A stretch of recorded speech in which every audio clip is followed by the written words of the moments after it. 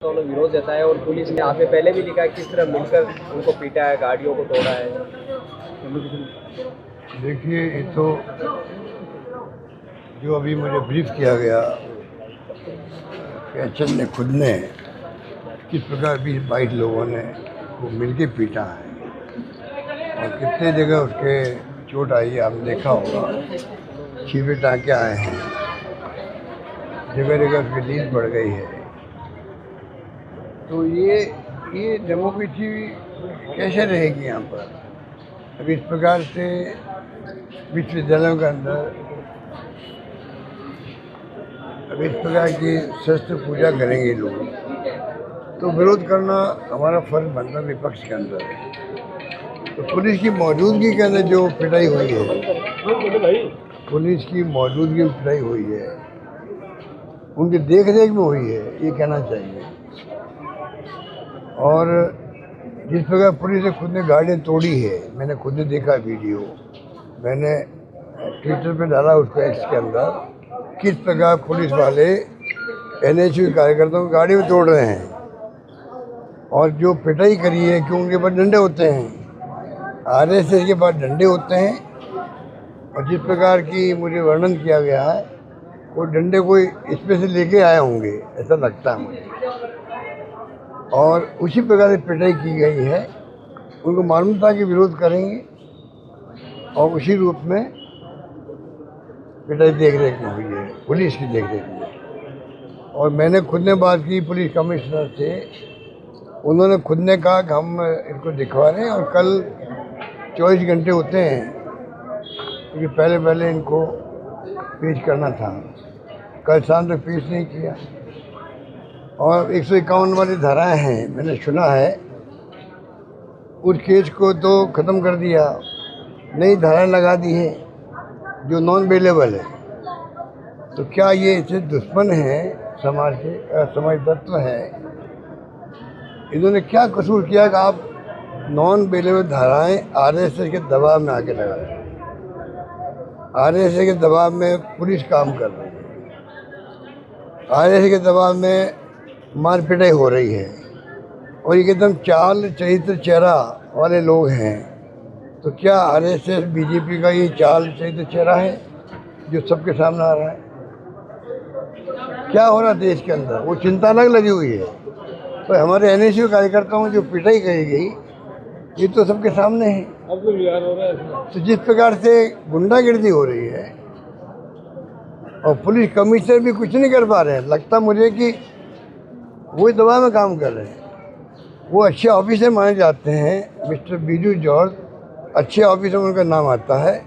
अच्छा होगा दबाव में आके काम करने के बजाय वो खुद ही रिक्वेस्ट कर दे चीफ मिनिस्टर को, भाई मेरा बहुत हो गया यहाँ पर, अब मैं यहाँ काम नहीं कर सकता। ये राजधानी है, राजधानी में अगर इस प्रकार की गुंडागिर्दी करेंगे आरएसएस वाले और पुलिस कमिश्नर हाथ खड़ा कर देगा, नीचे वाले जो एडिशनल एसपी के नाम आ रहे हैं, जो वहाँ इंचार्ज है, वो बेईमानी कर रहे हैं, उनकी देखने पे गुंडागिर्दी हो रही है, तमाम छात्र परेशान हैं, ये क्या हो रहा है? तो मेरा मानना है कि ऐसी स्थिति बनेगी तो धीरे धीरे स्थिति और बिगड़ती जाएगी और संभालना मुश्किल हो जाएगा। पता नहीं, सरकार आज इनकी है, 3 साल के बाद में वापस सरकार कांग्रेस की बनेगी, फिर ये भागते फिरेंगे। ये अधिकारी जो पुलिस अधिकारी हैं, आज तो गुंडागिर्दी करवा रहे हैं, कल भागते फिरेंगे लोग। क्या समझ रखा है इन लोगों ने? तमाशा बना रखा है। इस पर छात्रों की पिटाई करना, वो जो छात्र भर्ती है, वो जो व्याख्यान कर रहा था मेरे सामने, क्या पिटाई की उसकी, वो कि मुझे तो लगा ही हो क्या रहा मेरे साथ में। तो ये जो गुंडागिर्दी की शुरुआत हुई है देश के अंदर, वो उचित नहीं कहा जा सकता। बाकी तो आप देख ही रहे हो क्या हो रहा है पूरे देश में, क्या हो रहा है वो तो मैं क्या बताऊँ, बार बार मैं तो बोल ही रहा हूँ। अब आरएसएस को बताते प्रधानमंत्री मोदी जी ने राष्ट्रभक्त है ये लोग, और अरे 50-55 साल तक तो इन्होंने तिरंगे झंडे को स्वीकार नहीं किया है, संविधान को इन्होंने माना नहीं कभी भी। संविधान डॉक्टर अम्बेडकर ने बनाया, मानने से इनकार कर दिया हो, और प्रधानमंत्री मोदी जी कह रहे हैं कि ये तो जेल भी गए थे। एक भी बता दीजिए कौन जेल गया इनमें से। अगर आप इस प्रकार से असत्य बोलेंगे प्रधानमंत्री जी, तो होगा क्या देश के अंदर। प्रधानमंत्री जी से लोग उम्मीद करते हैं कि वो उनके मुख से कभी भी असत्य नहीं निकल सकता, बोलेंगे वो सच्ची बात बोलेंगे। वो बोल रहे हैं कि हमारे ये जो तथाकथित जो देशभक्त हैं आरएसएस वाले, ये तो जेलों में बंद भी रहे थे। अरे मुखबरी करी इन लोगों ने, उस जमाने में मुखबरी करी, अंग्रेज़ों का साथ दिया।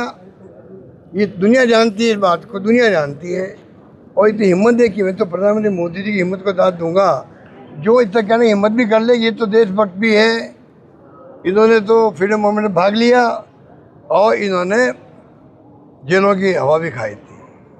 कमाल है, क्या हो रहा देश के अंदर, किस दिशा में जा रहा है। इलेक्शन कमीशन का क्या काम कर रहा देख रहे हो आप लोग। देखो चाइना और रशिया में चुनाव होते हैं ना, चुनाव आयोग वहाँ भी है, पर चुनाव एक तरफा एक पार्टी जीत के आती है वहाँ पर। क्या हम उस दिशा में जा रहे हैं। ये पूरे देशवासियों के लिए, प्रदेशवासियों की चिंता का विषय होना चाहिए और नई पीढ़ी के लिए विशेष होना चाहिए। भविष्य उनका है, फ्यूचर किनका है, नई पीढ़ी का है। अगर ये हरकतें होगी ऐसी, हम चुप रहेंगे, तो आप देख लीजिए कि आने वाले वक्त के हौसले बढ़ेंगे और पिटाई होगी, मारपीट होगी, गुंडागिर्दी होगी, खून खराबा होगा। ये इनका विश्वास हिंसा में है, हमारा विश्वास अहिंसा में है। महात्मा गांधी ने जो हमें सिखाया है, अहिंसा और शांति से बात करना, उस रास्ते में हम चलना चाहते हैं। और ये सत्ता में होने के बावजूद भी, सत्ता में ये लोग हैं, घमंड इनको है। उल्टा होना चाहिए, सत्ता में जो है उनको विद ह्यूमिलिटी, विद नम्रता के साथ पेश आना चाहिए। विपक्षी पार्टियों के साथ में भी उनको चाहिए विद ह्यूमिलिटी बात करें, जिससे कि लगे डेमोक्रेसी में है।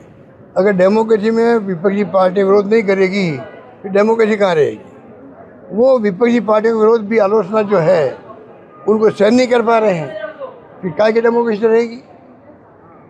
युवा पीढ़ी में आह्वान करना चाहूँगा, सो चिंतन करें, मनन करें, कौन सही है कौन गलत है, इसका फैसला करें, तब जाके देश बचेगा, देश की डेमोक्रेसी बचेगी। खबरें जो आपको जोड़ती हैं सीधे हमसे, जिनका आपकी जिंदगी पर होता है सीधा असर, खबरों की वही तस्वीर, बिना बदले, बिना डरे।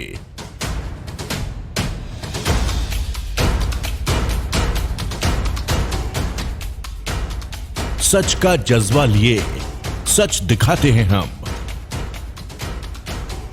आपकी आवाज के साथ TNI आवाज।